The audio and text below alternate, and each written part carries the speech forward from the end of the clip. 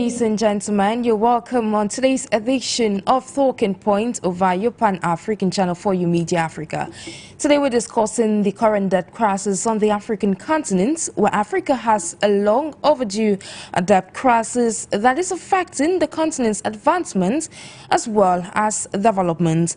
Financial institutions like the International Monetary Fund and the World Bank give out loans, or better still, funds with very high interest rates that sometimes situation in many African countries. Africans analyze and tackle the political economy of Africa's external debt in the context of a socio-economic transformation of the continent. The significant role of a collective African leadership championing the evolution of an African financial architecture has been emphasized over time. Africa in particular is expected to become a major contributor to global growth over the coming century, but without robust growth, exports fear migration pressures are likely to increase, exacerbating political instability and leading to widespread state failure. In the course of today's edition, like our topic of today stipulates, the political dynamics behind Africa's debt crisis is what we shall be unfolding or unpacking in the course of today's edition. If you're just joining us, ladies and gentlemen, you're welcome. Stay with us.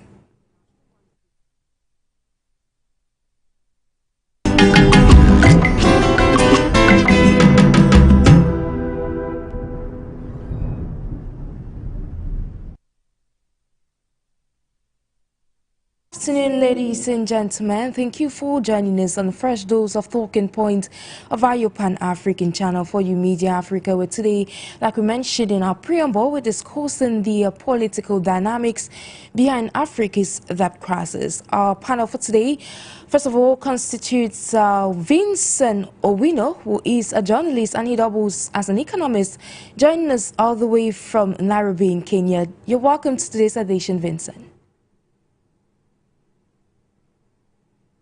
Thank you, Sharon. I'm really pleased to be here. Vincent OWIMO, good afternoon. You're welcome on board. Good afternoon. Can you hear me? Unfortunately, we can't hear you. Please kindly unmute your mic.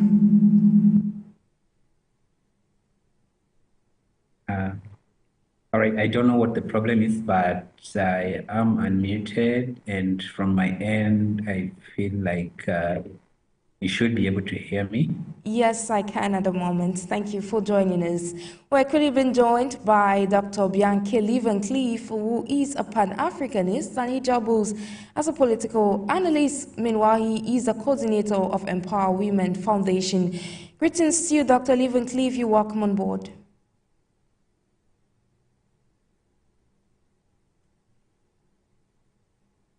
Dr. LIVANCLIFF, are you with us? Greetings, Sharon. Can you get me? Yes, I can. Awesome. Thank you so much. It's always a pleasure to be on the set with you to talk about some very important things that are disturbing our African continent. It's a pleasure to be here. It's always a pleasure having you. Ladies and gentlemen, before we begin unpacking today's topic of discussion, let's first of all welcome this report in a bit to comprehend the current situation of Africa's debt crisis.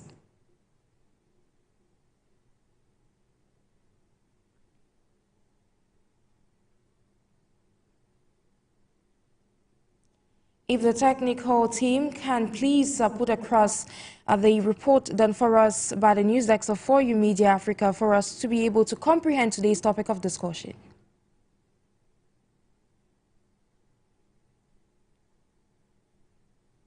The debt situation in many African countries has escalated again to a critical juncture.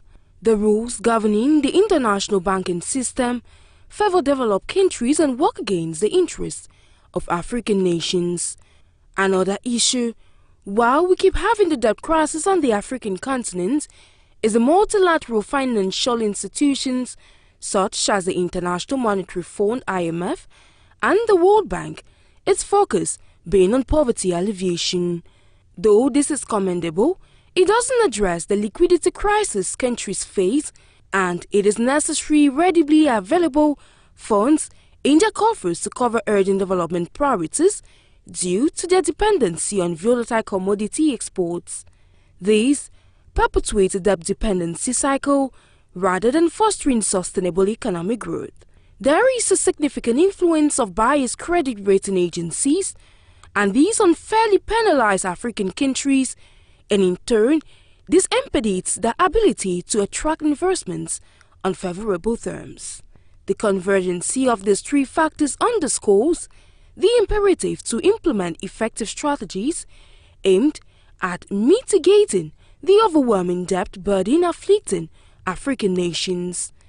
These strategies must address the immediate financial challenges facing countries, as they must also lay the groundwork for long-term economic sustainability and equitable development across the continent.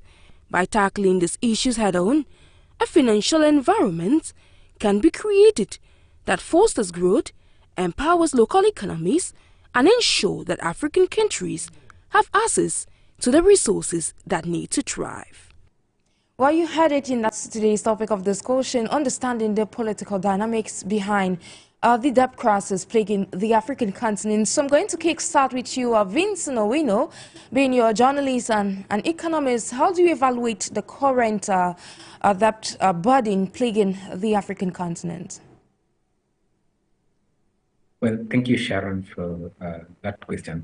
I'd like to first clarify something. You said that I am a journalist doubling up as an economist. No, I'm not. I am a trained economist. I'm trained in economics and statistics, but I practice as a journalist. I work with the nation media here in Kenya as a business and technology journalist. So, but I also need to clarify that my views here are my own and should not be construed to represent or be the views of any particular organization that I am affiliated with. Well, so straight to your question, you have said that you have asked how I pursue or how I sort of understand the debt situation in Africa. Well, more than 2/3 of African countries are at high risk of debt distress.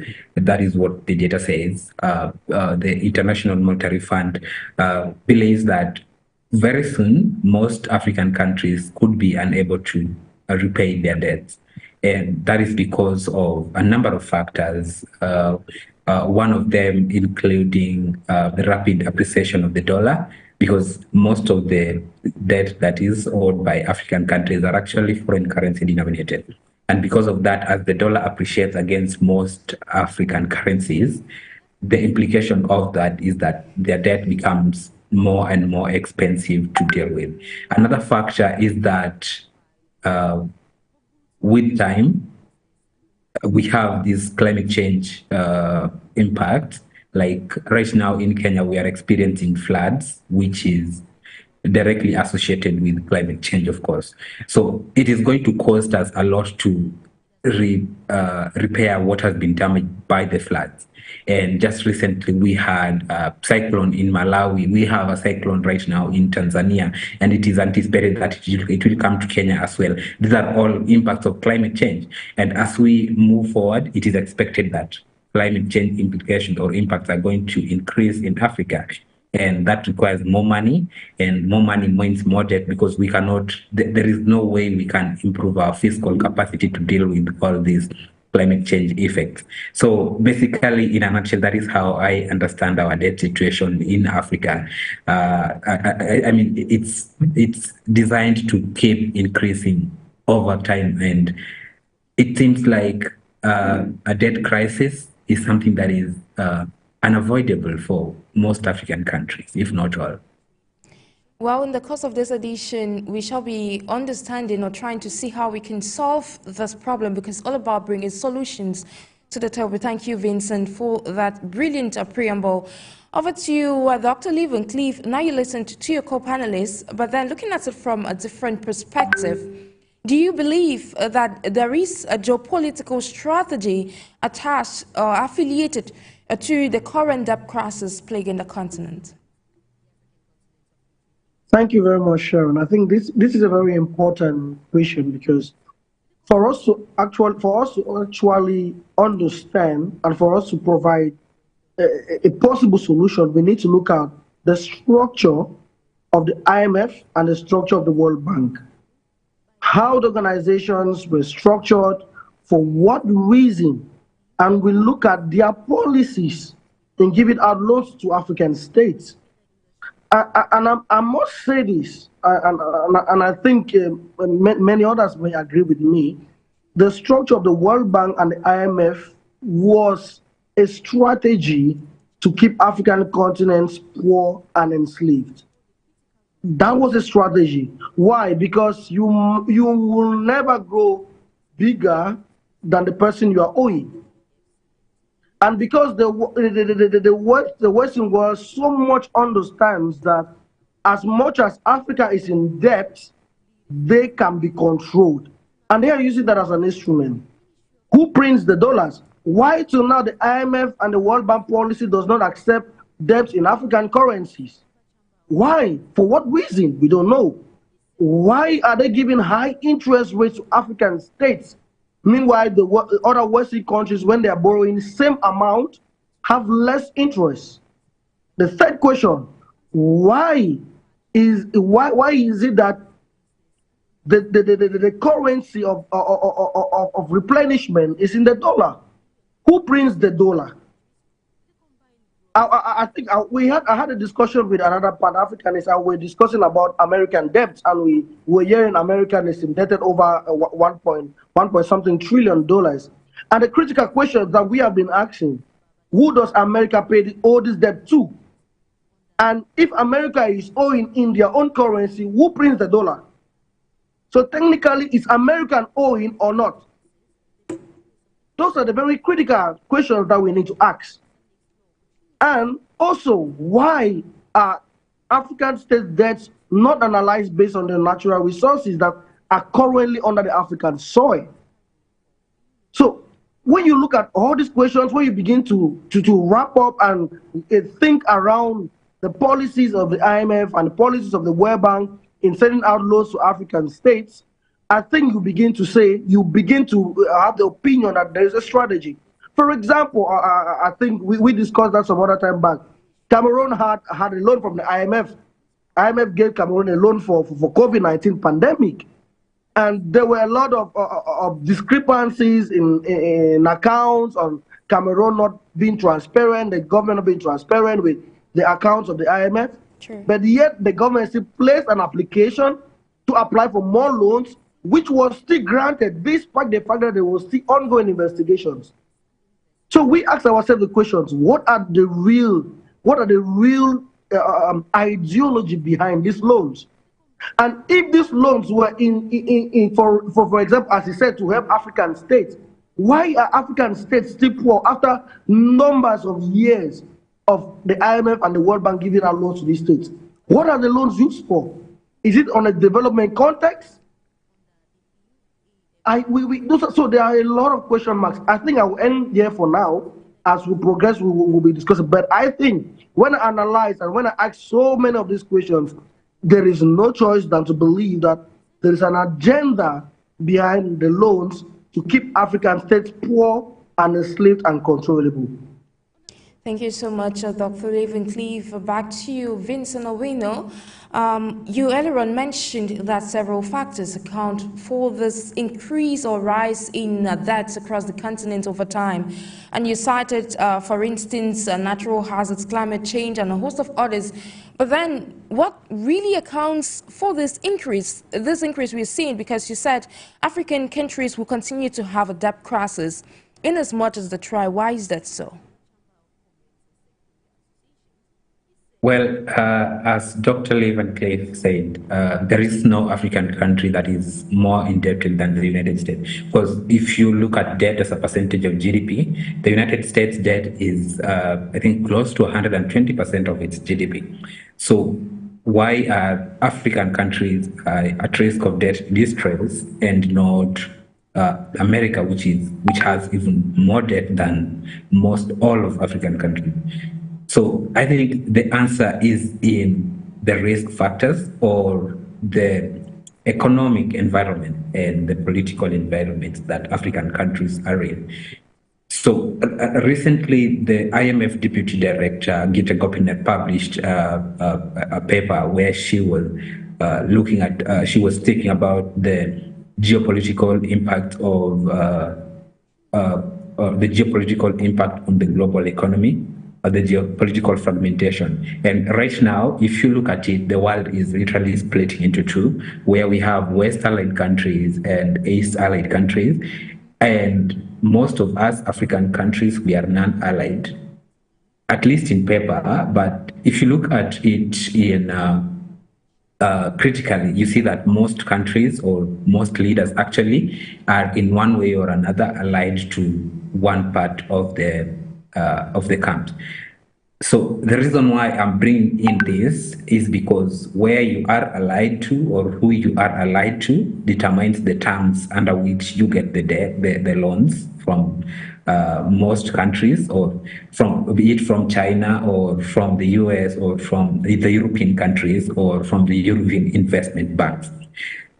And this has changed over the past years.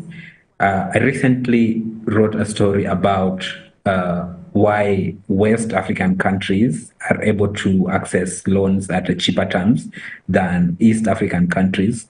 East Africa is way more stable in terms of economic stability or even projected growth compared to West African countries. But the reason is West African countries have the right friends. They have made the right friends out there, and they are viewed to be better country or better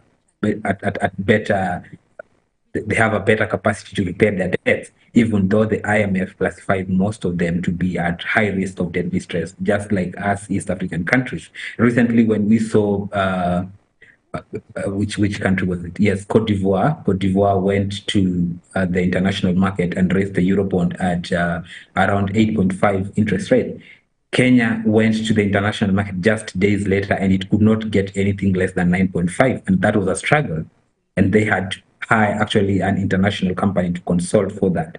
So I think it is much more an issue of which friends do you have and how do they pursue, or how do they portray, how does the media portray information about your country. Kenya has never defaulted on any Eurobond or any local loan, but it is really struggling to get loans at cheaper terms out there.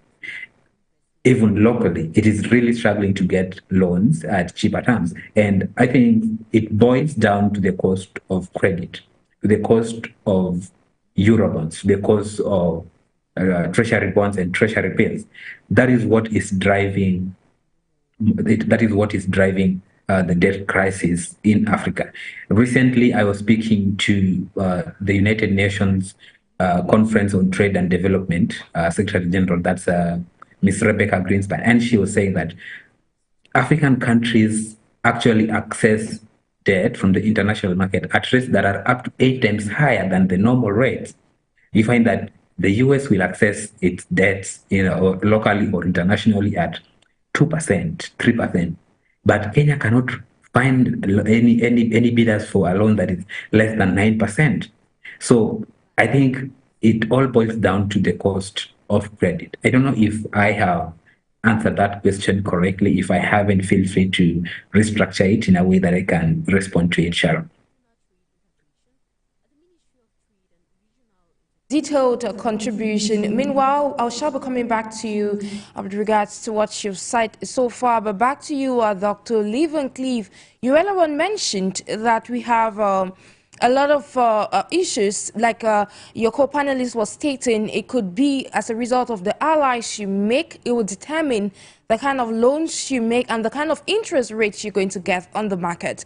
And now, Dr. LIVANCLIFF, you mentioned earlier that policies could equally affect the current state of the African continent in terms of its debt crisis.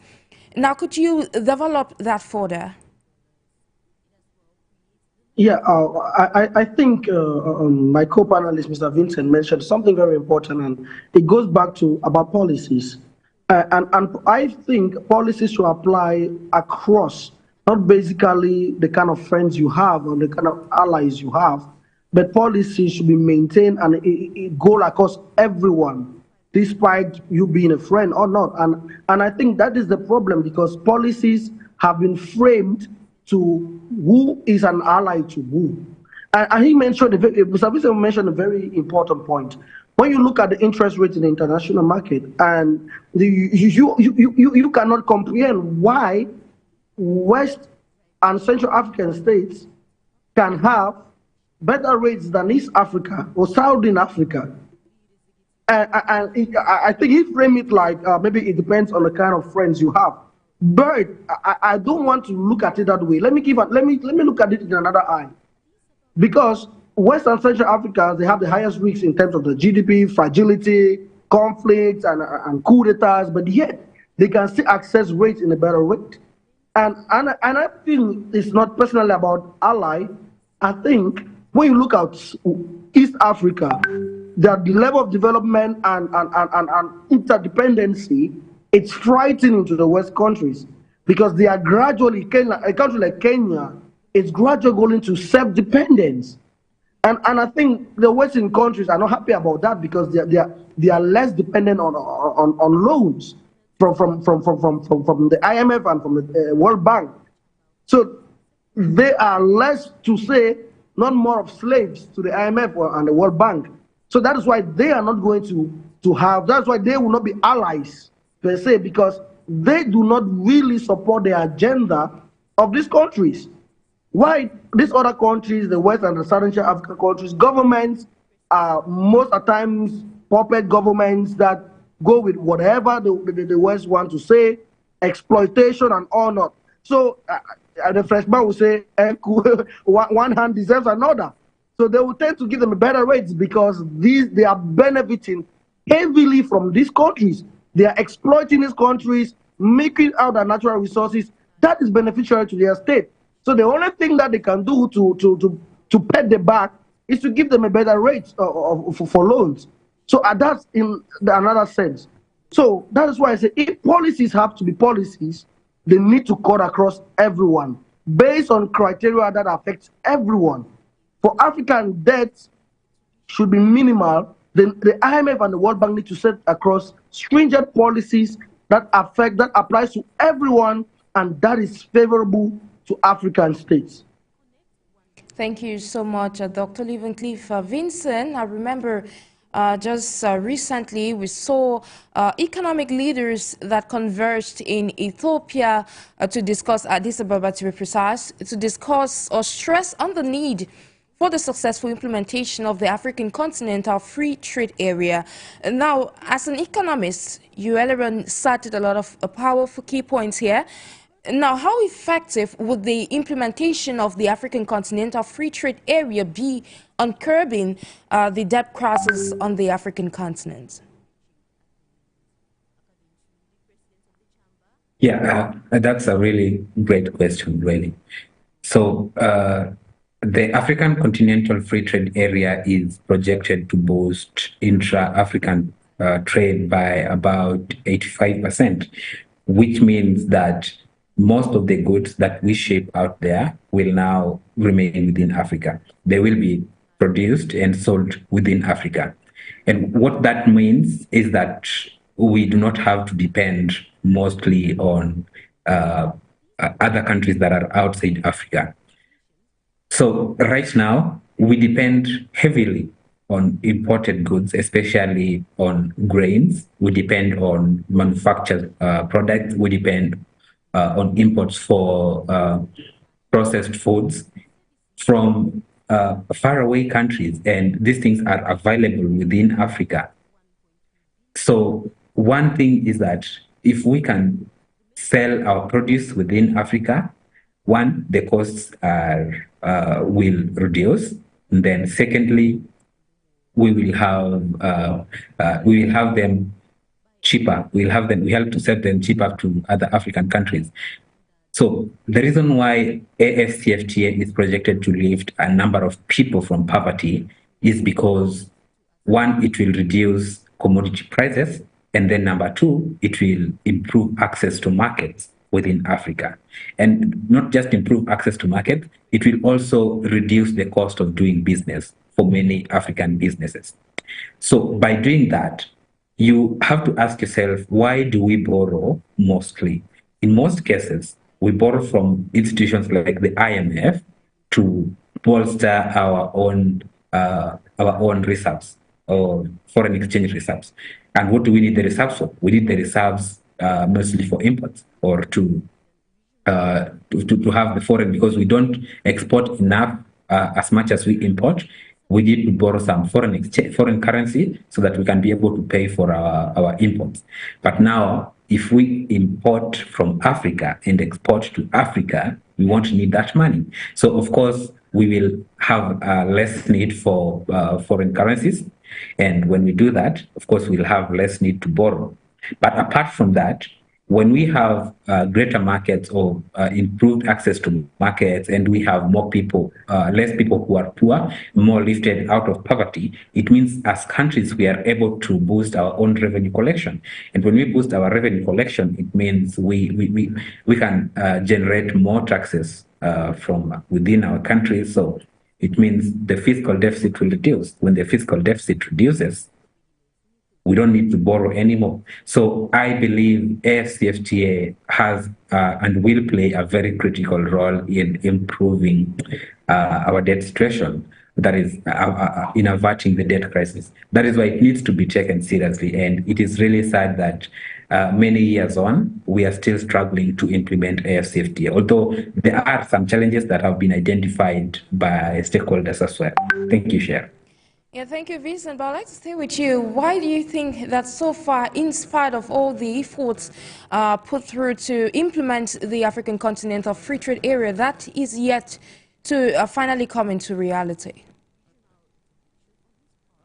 Well, that's a difficult question, really. But I think it boils down to political will.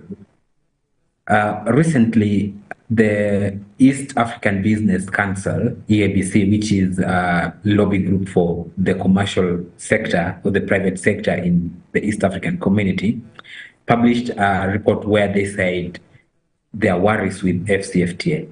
And one of their worries is that the region, East Africa, which is one of the most developed regions in Africa, is not yet prepared to leverage this platform, which means should it go live today, then other companies or other businesses from across Africa will benefit more from it than the East African businesses will. And that is because they feel that we still don't have enough border control structures, enough standardization infrastructure to ensure that we can enjoy or leverage this platform. So when businesses are opposed to it, their governments will be opposed to it. And when their governments are opposed to it, it is highly unlikely that that they will do anything that necessarily accelerates it. So there is the talk shows and what people say when we meet together, this is what we need to do. But really, what are they doing about it? Because businesses are complaining, we don't have very good cross-border payment platforms. What exactly are we doing to boost cross-border payment platforms? They're saying we don't have a very good standardization infrastructure. What are governments actually doing to boost standardization infrastructure? Because we cannot trade with one another when we don't have good standardization infrastructure. One of the major barriers to trade in Africa is also the cross-border payment solution. We don't have very good cross-border payment solutions, even from Kenya to neighboring Uganda. It is actually more expensive to send money from Tanzania to Kenya than it is to send money from the US to South Sudan. That is actually proven. So when we don't have this and we are not doing anything towards this, then FCFTA is likely to remain just a dream, really, if you ask me. Thank you so much, Vincent OWIMO. I remember that earlier on mentioned the creation or realization of the Pan-African payment system. So back to you, Dr. LIVANCLIFF. You listened to your co-panelists, and we cited that we have a lot of hindrances why the African continent cannot actually move forward towards its own development, because we have policies that are already put in place that are hindering this. But over to you, as a Pan-Africanist, when you look at this, why do you think African countries still dive into wanting to get funds, wanting to get loans, despite of all the repercussions involved? Okay, I will say this first. It's a governmental problem, which is a thinking mindset. No, it's easier to just receive than to produce, to gain. So I think for them it's more easier to just ask for loans, and I think there are loans with clauses of 20, 30 years, and by the time these loans want to be repaid, you are off as the president, so it's no longer on your shoulders. So I think it's a mindset issue to always think that you must borrow for you to have an impact. And I think, and I'm very happy that most African countries, most African governments that are coming are gradually moving away that mindset and seeing how they can build potential within their own state to be able to have finances, funds to run state affairs, which is very important because the capacity is there. We African states have the local capacity to generate funds. But like my co-panelist said, Vincent, and he mentioned something very important, political will, which is very important, a political will that drives everything. Because without that political appetite to build national capacity, to be focused more on national resource mobilization, the tendency is to go out there and borrow. So I think the political will is a very big hindrance to African states. And we need governments who will look at what they have internally and see how they can strengthen the internal capacity. And that is the same thing for the ACFTA. Why is it on a standstill for this number of years? Because African states are not united in mind to say, okay, like Mr. Vincent said, what are the cross-border standardization we have to do? Because if you are talking about free trade, you're talking about financial architecture, you're talking about movement of people and goods that needs the political will of every African government. So there are some who say, no, we don't want to do this, no, we don't want to do this. Why? Because they feel like it does not favor them. Why is it easier to just go out there and borrow and come and do whatever I want to do than to try to build a capacity that might take time? So that political will, that political appetite, that political understanding is lacking in the continent. And we pray that we have African governments that will come up and that will look at the capacity of African states and focus on building local capacity. And if we don't have that political will, I'm afraid, as Mr. Vincent said, it will just be just a dream. And African states will keep borrowing large amounts of money and still keep being indebted. Thank you, Dr. LIVANCLIFF. I would like to stay with you. You mentioned we have one-sided loans. You said that earlier on in your preamble. I'd like to capitalize on that. We have heavy interest rates, which you both have mentioned in the course of this program, that it could be as a result of allies or as a result of a win-win partnership. Now, speaking of a win-win partnership, why do countries rather go into that rather than going into partnership with other nations for which they can be able to benefit from that? Because we are looking at, say, the implementation of the African continent or free trade area, which is yet to come into realization. If the African continent can put itself at a point where it can sell what it has to gain what it wants, what do you think that will place the continent? I think, honestly, when I look at the framework of the ACFTA, I think the framework is designed to build Africa, to strengthen Africa's capacity. Because unfortunately, Sharon, it baffles me because we all know as economists, we all know that he that has the natural resources, he that has the raw products has the power. But unfortunately, in our context, it is otherwise. We have those who produce having the power more than us who have these natural resources. And I think that is what the AFCTA was supposed to give to Africa, that commanding power, because we have the natural resources, we have the raw materials. Normally, we are supposed to have that power. And also look at trading among ourselves, build capacity, removes people from poverty. And as Mr. Wilson, poverty it's slavery, because when you are poor, you have less choices, you have less alternatives, and that is why African countries keep borrowing, because they have been enslaved, they have been put a hook on your necks. So the FCTA was to leverage, it should be, I perceive it as a bond free. It was to break Africa free. It was to break the shackles of slavery and poverty that has kept the African continent down for so long. It was to give back, restore back to Africa the commanding power of the international market, because we have the natural resources. And unfortunately, it will take African governments boldness, courage, determination to break through the existing structures put in place by the West. Because we keep saying, why is it not happening? Why is it not happening? Why is it not happening? We have, as a Pan-Africanist and as a global activist, we have hidden agendas that are hindering this. We have governments that have been threatening that if you accept this, your loans will going to be this, you will not be able to pay this loan. If you don't accept this, we'll give you a cut benefit for your loan.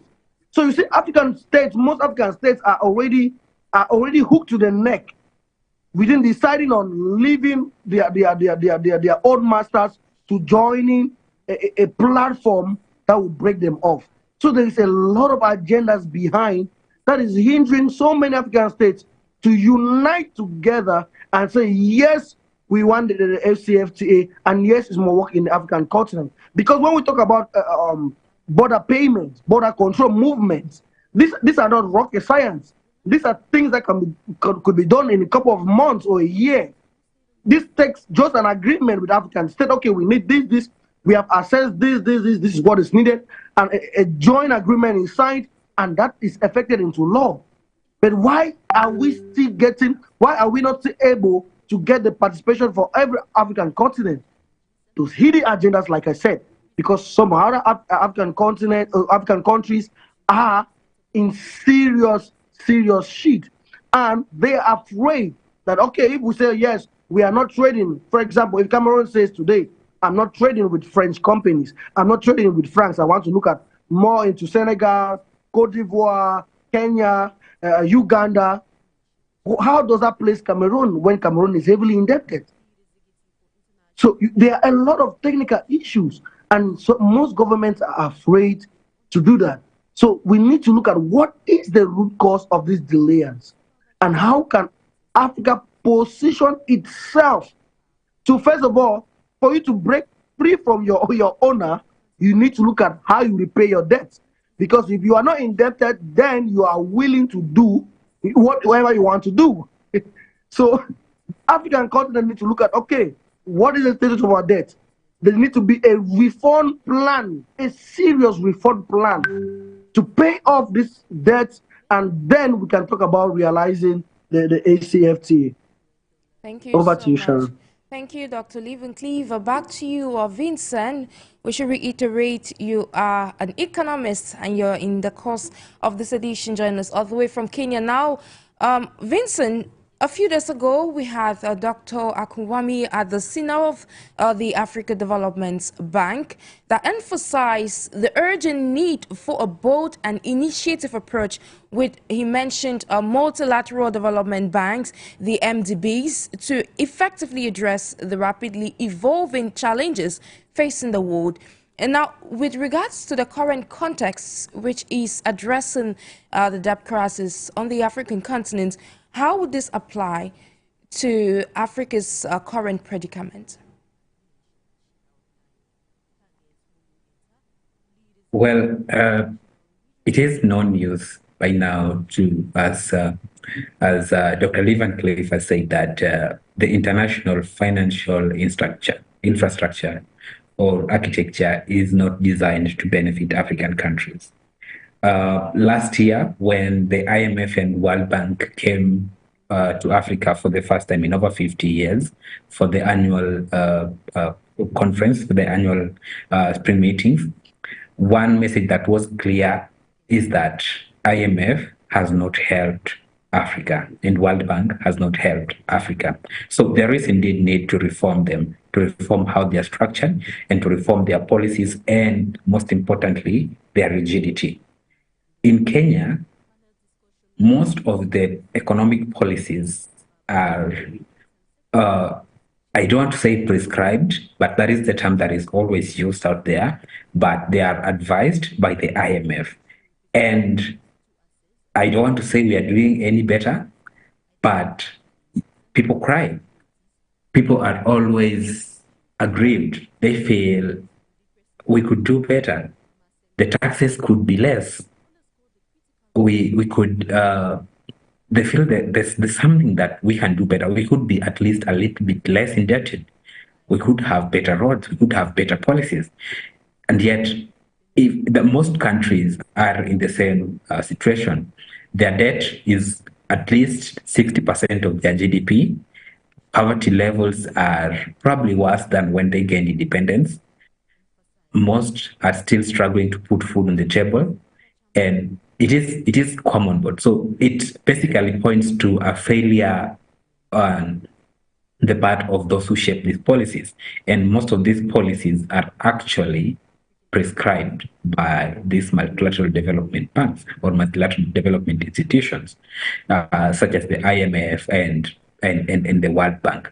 So indeed, there is need to reform it. And to their credit, the new World Bank president, Aji Banga, has instituted some reforms, but it's now a matter of wait and see whether they will actually improve the situation for African countries over the long term. And about multilateral development banks, I'm not sure if you meant these ones, but there are several multilateral development banks, including the FDB itself, but FDB is Pan-African, so I don't think there is anything that needs to be reformed. So I don't know if I answered your question correctly. How do you think Africa can get out of this current situation? Well, that's, of course, a very difficult question. And if I had the answer for it, I believe I would be voted the president of the African Development Bank immediately. But I would say the way to doing that, first of all, is very economic policies and well-meaning austerity measures. In most countries, IMF talks about austerity, but this austerity is not executed very well or very correctly. It is not the right kind of austerity, I would say, because you will hear a president talking about austerity, but now what they spend money on is not in line with austerity, really. But they will cut money that is meant for social spending. They will cut money that is meant for health spending, for education spending. And these are actually the sectors that grow an economy. There is no economic development without a healthy population. There is no economic development without an educated population. So one thing is, first of all, to implement austerity. Austerity is what is going to save African countries, because just like in private finance, you are told to live within your means. If you don't live within your means, it is a perfect recipe for financial turmoil. If you want to drive a Mercedes-Benz, but your income can only afford you a tiny Mazda Demio, then most likely you are going to be in debt your entire life. And probably you're going to put your children and children's children in debt for their entire lives. So the ideal way is to live within your means. So let us first of all try to cut unnecessary spending and live within the revenue that we can raise. Let us spend in the right places, avoid spending the wrong places. If we do that, then we are going to grow the economy the way it's supposed to grow. We are going to lift people out of poverty. we are going to raise an educated population, a healthy population that is productive and can work to grow our GDP and also grow our country's revenue, and then we will slowly by slowly come out of debt. But I'm not saying having debt is a bad thing, but that debt needs to be sustainable. There are so many theories about debt. In actually my undergraduate thesis, I studied a lot about debt and the impact that it has in economies. So there are positive benefits and negative benefits. So debt is not entirely a bad thing, but the way it is used is really, really important. And that is what we should focus on, how we are using this debt and how we are using the revenue that we can raise by ourselves. Thank you so much, Vincent OWIMO. Back to you, Dr. LIVANCLIFF. Earlier on, you mentioned African countries actually coming up with what you called a reform strategy. And we heard Vincent, who cited that African countries need to reform their strategies, reform their policies, and a host of others. Now, with Africa getting to a point where it can make its own decisions, do you think the continent is ready, aside having all the resources, aside having all the institutions or maybe institutions put in place, do you think the continent is actually ready? And how far can they go for them to be able to get out of this debt crisis? Yes, I think so. I believe the African continent is ready. I think most African nations are ready. And it just needs to take, like Vincent rightly said, posterity. I like that word. Because it takes a government with high integrity, focus on developing its people and breaking out of debt. It takes you knowing what to spend on, how to spend it, and the integrity not to be wasteful. For example, I think it's just a couple of weeks that you and I were watching over state media of the embezzlement of most Cameroonian ministers. And I was struggling to do the math to calculate how much money have been lost through embezzlement. And you'll be shocked that that money is able to repay about 50% of Cameroon debts. Money that is wasted, burnt, destroyed, can be able to pay up to 50% of Cameroon international debt. So it makes us thinking, do African countries really lack the money? That's the question. Do they really lack the money? The question is no. The answer is no, they don't lack the money. So it takes posterity, knowing where to spend the money, how to spend the money, and not to be wasteful, so that you are building your economies, taking people out of poverty, raising educated and healthy population that would develop a workforce, a strong manufacturing workforce to collect revenues to be able to pay your debt. Are African countries ready? I said yes. We have all it takes to do that. But we need, as my co-panelist said, posterity. Lead us with posterity, with integrity, with intentions, with determination to make that work. And I think that is what is needed, because we have that capacity. We need a political will to be able to say, yes, I want to do it for my people. Do we have the means? Yes, we have the means. We have the raw resources. We have the financial capacity. But we need that posterity to be able to say, this is what we want to do. African nations are ready. And yes, they can do it in no time. Yes, Africa can do it. Africa can get out of the debt crisis. Africa can lead itself to a point where it can attain sustainable development. Back to you, Vincent OWIMO. You earlier on mentioned that Africa needs to invest in several sectors for it to be able to thrive and manage its current debt crisis. And now you cited agriculture, but then looking at a country like Kenya, looking at other countries across the African continent, we have reiterated timelessly without a number on this edition of the program that the African continent has so many resources that could be beneficial to the growth of Africa. And now, how can Africa materialize, how can Africa capitalize on its natural resources and invest in agriculture to attain development? Well, thank you, Sharon, for that question. So I don't think I mentioned agriculture because economies of the future do not ride on agriculture. Okay. If you look at the contribution to GDPs across Africa, the share of agriculture is actually going down. And it means that African soil is basically exhausted. It's over time, it can no longer produce the amount that it used to produce. And also with climate change and everything, it means we need to rethink our export. We need to rethink what we are producing on our lands. So that's why I didn't mention agriculture.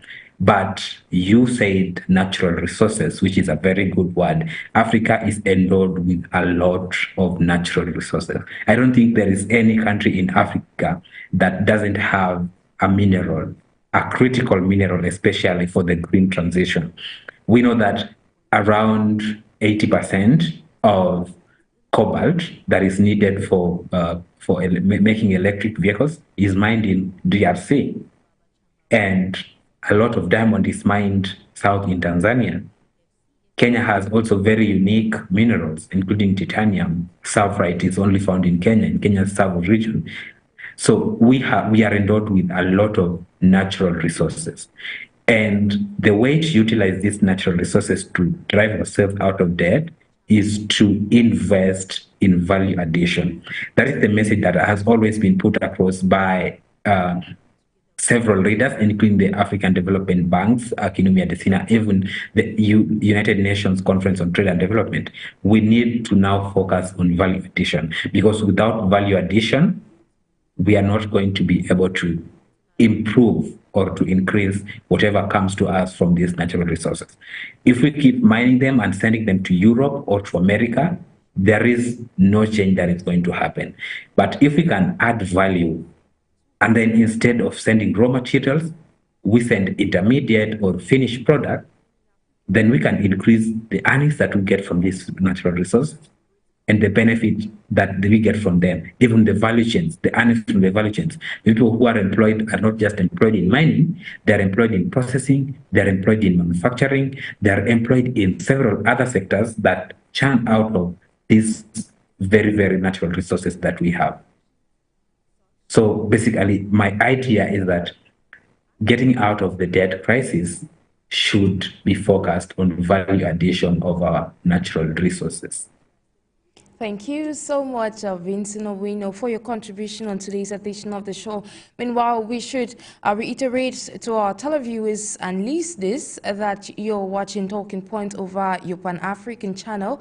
And today we're discussing the political dynamics surrounding or behind Africa's debt crisis. Of course, our panel today constituted Vincent OWIMO, who is an economist, and he is a journalist who joined us all the way from Kenya. We equally have Dr. LIVANCLIFF MBIANKE, who is a Pan-Africanist and a global activist. Back to you, Dr. LIVANCLIFF. You listened to your co-panelists, but you mentioned earlier on that as a result of colonialism on the African continent, probably that's why we still have this issue of the debt crisis in Africa.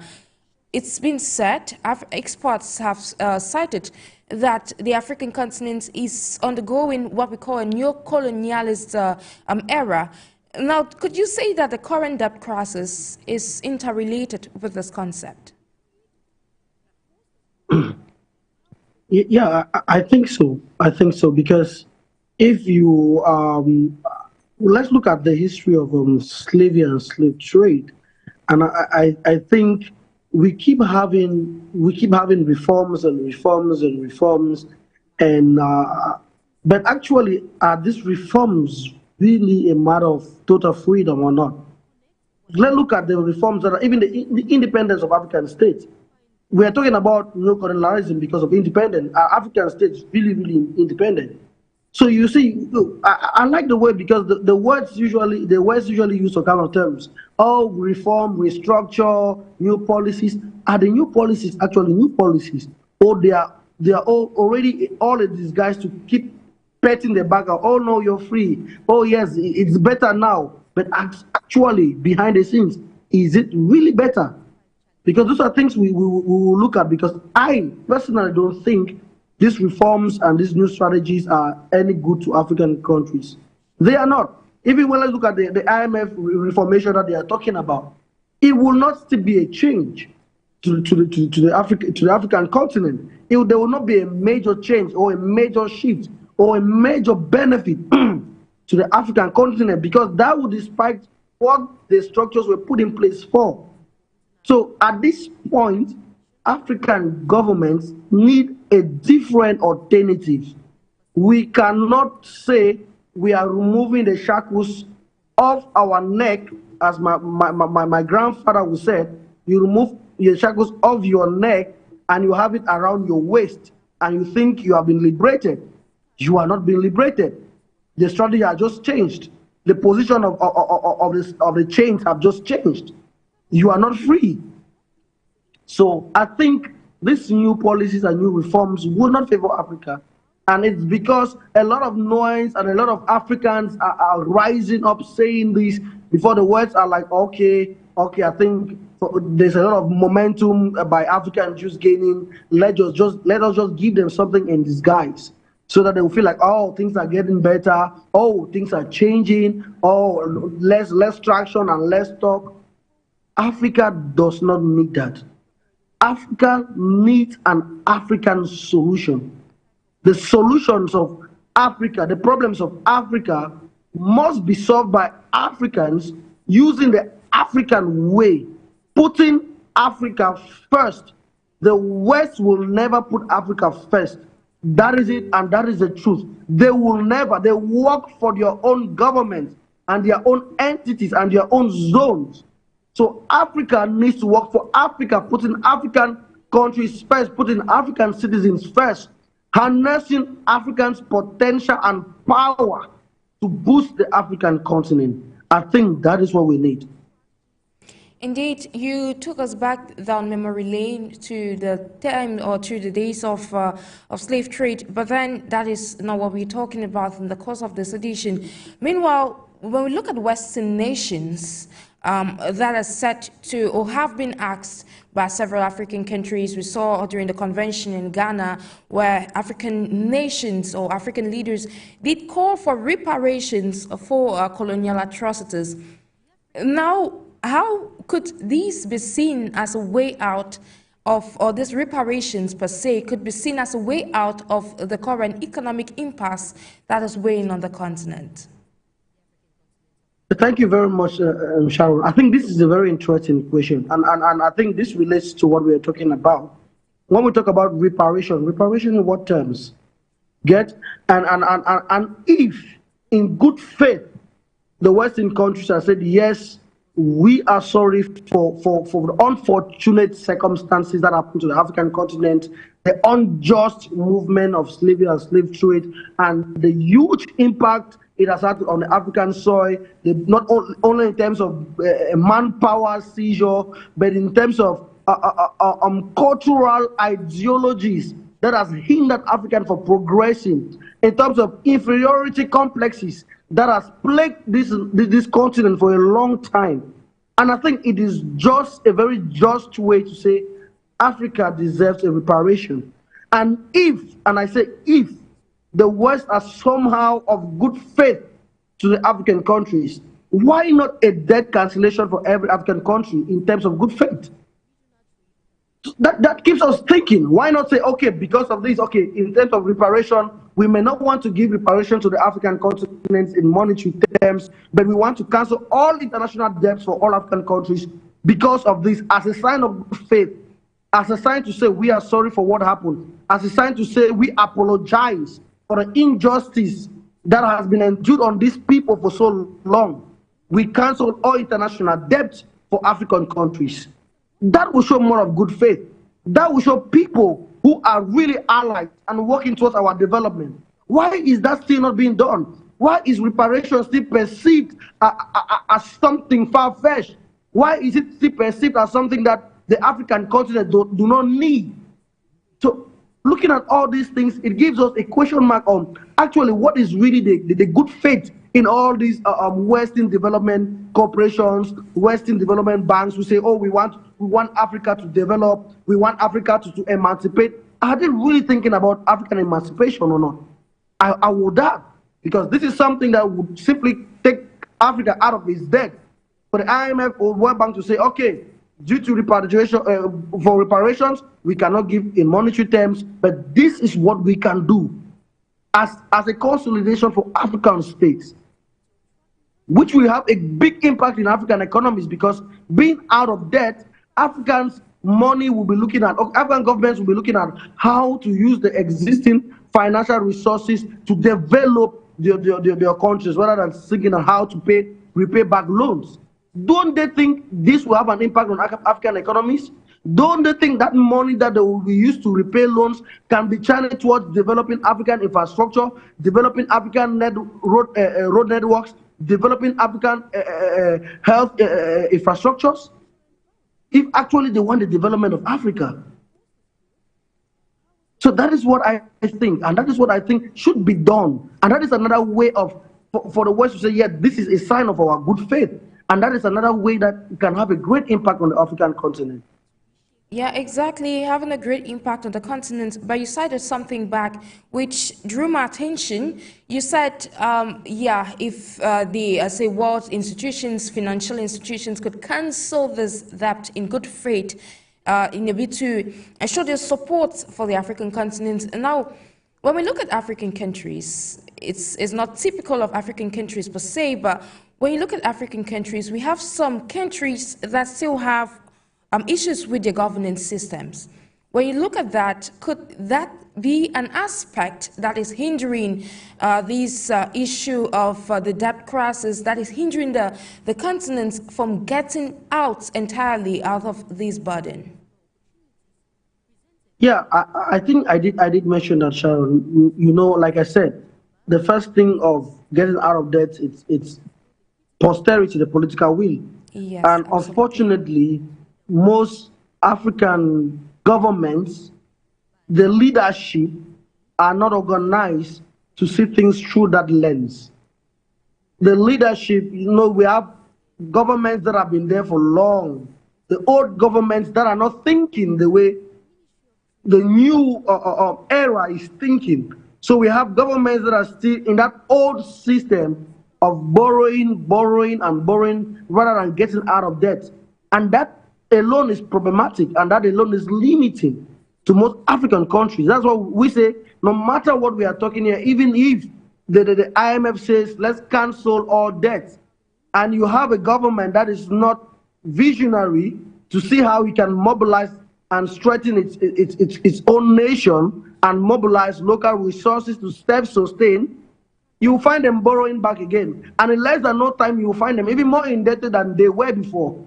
So it's not only just to cancel the debt, but do we have working governments that has this as a vision to free themselves from debt and to mobilize national resources, national financial resources to self-sustain their economies? I think, to me, that is the first and most important thing. Thank you so much, Dr. LIVANCLIFF. Meanwhile, to reiterate, we are gradually coming to the end of today's edition of A Talking Point. But then I would like to find out from you as an expert, how do you think, in your opinion, how do you think Africa can attain economic independence? I think the first thing, Africa must unite. That is what we needed. Africa must unite with one mind and one vision. Because we cannot talk about the ACFTA without African unity. If not, the dream will not be realized. There will still be restrictions in cross-border movements, in payment systems. So the first thing is Africa to unite as one people, with under one financial architecture, one passport that orders free movement of every African citizen to whatever African country. If that is not achieved, if Africa does not unite, all this will just be fancy stories year in, year out. When African leadership unites, come together as one people, with one mind, with one vision, I think things will be done. Unfortunately, I would like to say that was to be the mandate of the African Union. But I am still perplexed and I'm still bothered why the African Union, for this number of years of its existence, is unable to achieve African unity for the purpose for which it was created for. We need a working African Union behind supporting the African agenda for the unity of the African states, so that Africans should begin thinking as one and should begin working as one people. When we have that, and we have the creation of the African financial institution backed by every African state, then we can say, Sharon, we are moving towards liberation. Then we can say Africa will boldly pay its debts. Can you imagine if we have a single African financial institution that can quantify all the African debts and say, I have, and develop a strategy plan to repay African debts in the next 10, 15 years? That will be done. And all African countries put their share contributions and say, we are going to pay off this debt and liberate Africa. That will be done. That can be done. And Africa will be liberated from this debt. And we have an institution that can hold African governments accountable. If an African government is not working towards the African people, they hold them responsible and accountable. Then we'll begin to see a change in the African continent. Why? Because the African people will be speaking with one voice, and governments will be speaking with one voice, and we'll have working governments in the 36 states of Africa, working for African people, working for African emancipation, and working for African liberation. And I think the first thing we need is that unity of African states with one mind, one vision, one mandate for one people. Exactly. It's all about unity, and it boils down to unity. Now, you cited some key points, but then that highlights the limitations of the current economic institutions. We have the Economic Community of West African States, we have ECAS, we have a host of others across the continent. You cited that there is a need for one financial institution. Now, how could that come into reality already with the current economic blocks we already have on the ground that are yet unable to, get to that point of achieving sustainable development, or say sustainable growth on the continent? How would that come into play? Yeah, it's very easy, Sharon. And I'm also, like we said, this is what the African Union is supposed to be championing.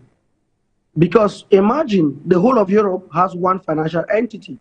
The whole of, if there can be a one financial entity like the IMF and the World Bank committed by how many Western countries, then why not Africa with 36 states?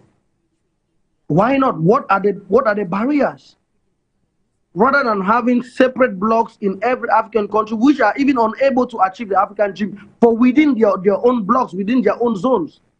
What have ECOWAS done for West African states? What have CEMAC done for Central African states? What is the EAF done for East African states? These are something we need to look at critically. It's not just to have several blocks existing. Are they functional? Are they helping the people as they are supposed to do?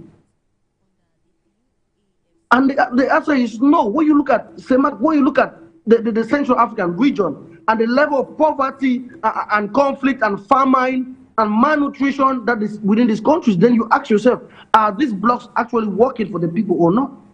And if they are not working, it is hard time to dismantle them and put in place a fight. That's why I was critical by saying unity.